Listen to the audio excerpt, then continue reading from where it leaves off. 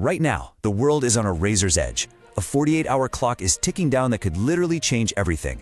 In the next few minutes, we're going to connect a terrifying ultimatum in the Middle East to a secret new sky shield rising in India and a shocking terror connection that's been hiding in plain sight. And you're going to want to stay till the end because some shocking things I'm going to reveal in this explainer. Now, if you want to stay ahead of these kinds of global shifts, make sure you subscribe to this channel for the latest updates. All right, let's get back to the story. It all starts with this. This isn't some diplomatic request or a gentle suggestion. This is a final warning. President Trump has drawn a hard line in the sand, giving Iran just 48 hours. And the stakes? Well, they couldn't be higher. We are talking about all-out war. Okay, so here's our briefing map for today. We're going to start with the ultimatum that's about to send the global economy into a complete tailspin. Then we'll trace how this whole thing is escalating to the nuclear brink. And finally, we'll look at the massive power plays that are happening while the rest of the world is completely distracted. The crisis kicks off right here, in the Strait of Hormuz. You have to understand, this isn't just a strip of water.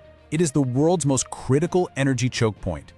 And at this very moment, it's basically a graveyard of diplomacy, threatening a full-blown global economic collapse. So why is this one little strait such a big deal? It all comes down to this number. Nearly 20%, 1/5 of the entire world's daily oil supply flows to this tiny 21-mile-wide channel. If that closes, oil prices don't just go up, they detonate. And that sends shockwaves through every single major economy on the planet. And this is where things get really, really interesting. Look at the chilling symmetry of these threats. Iran's response was instant. You hit our infrastructure and we will annihilate every single US and Israeli asset in the Gulf. We're not just talking about a threat here. This is a blueprint for mutually assured infrastructure destruction. And make no mistake, the shooting has already started. The US is reporting over 130 Iranian vessels have been destroyed, but Iran is holding the line. They're using what they call a mosquito fleet, swarms of small, fast boats armed with advanced anti-ship missiles to go up against the most powerful navy in the world. It is a masterclass in asymmetric warfare, and it is fundamentally changing the military balance in the region. But this isn't just about ships and oil anymore. The conflict is escalating, and it's moving dangerously close to the nuclear line. We're watching a very high-stakes game of tit-for-tat play out in real time. And then this happened. A huge escalation. Iranian missiles slammed down near Dimona, the absolute heart of Israel's top-secret nuclear program. Now, thankfully, no radioactive leaks were detected, but the message was sent, and it was terrifyingly clear. Iran can breach Israel's legendary air defenses, and it can hit its most sensitive targets. So you have to ask yourself, right? What was the strategic thinking here? Why would Iran risk a move that could trigger an absolutely overwhelming response from Israel? Well, according to Tehran, this wasn't an unprovoked act of aggression. It was direct retaliation. So Iran's story is that this was payback for an attack on its own nuclear facility at Natanz. But here's the really alarming part. The Israeli Defense Forces, the IDF, they actually admitted a rare failure of their air defense systems. That admission, combined with this back-and-forth targeting of nuclear sites, is pushing the entire region closer to a catastrophic nuclear accident than ever before. And just like that, the chessboard gets bigger. The conflict is spilling out of the tight corners of the Gulf and into the vast Indian Ocean, where a brand new, very stealthy piece has just entered the game. Now, we've got a real mystery on our hands. Reports started bubbling up about an Iranian missile strike on the critical US-UK base at Diego Garcia. That's a staggering 4,000 kilometers away. Iranian officials are denying it, but if it's a big if it's true, it changes everything. It means Iranian missiles could potentially reach European capitals like Paris, London, and Berlin. So, how do you respond to a threat like that?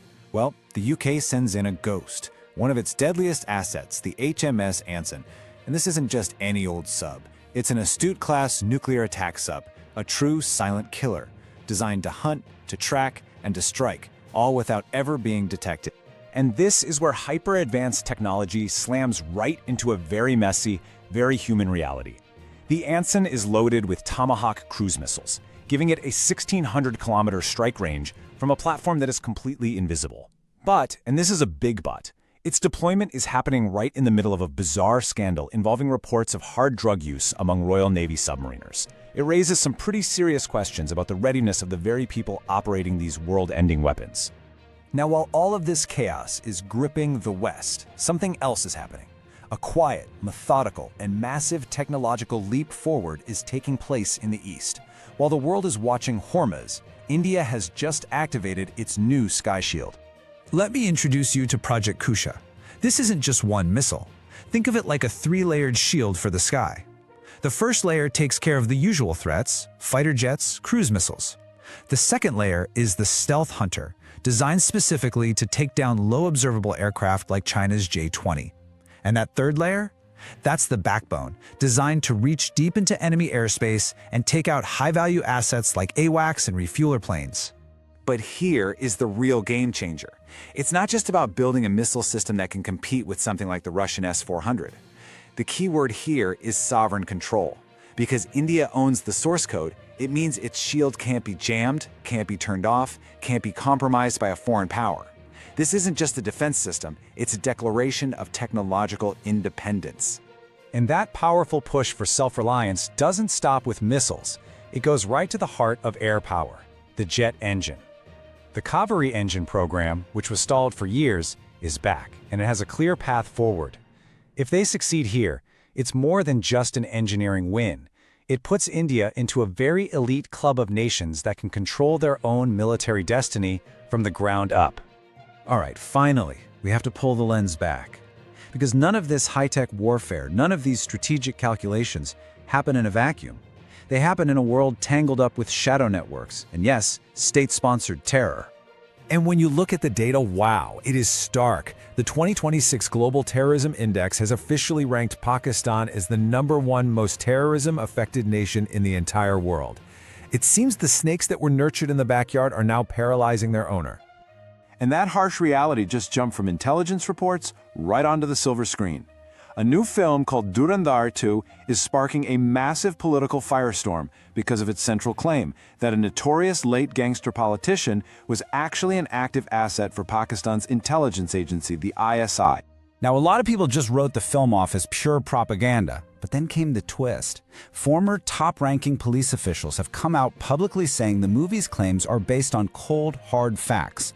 They say the gangster's links to the ISI and terror groups are, quote, well documented in official police charge sheets, proving he was supplied with military-grade weapons. It looks like the film has touched a very raw and a very real nerve. So here we are, that 48-hour clock in the Persian Gulf, it's still ticking down. And the crucial thing to take away from all this is that these aren't separate stories. A naval standoff, a nuclear near-miss, a technological revolution, and a terror network exposed on film. They are all deeply connected. They all signal a profound shift in global power, in technology, and in the very nature of conflict itself. The old rules are burning away, and what comes next is going to define the decade ahead.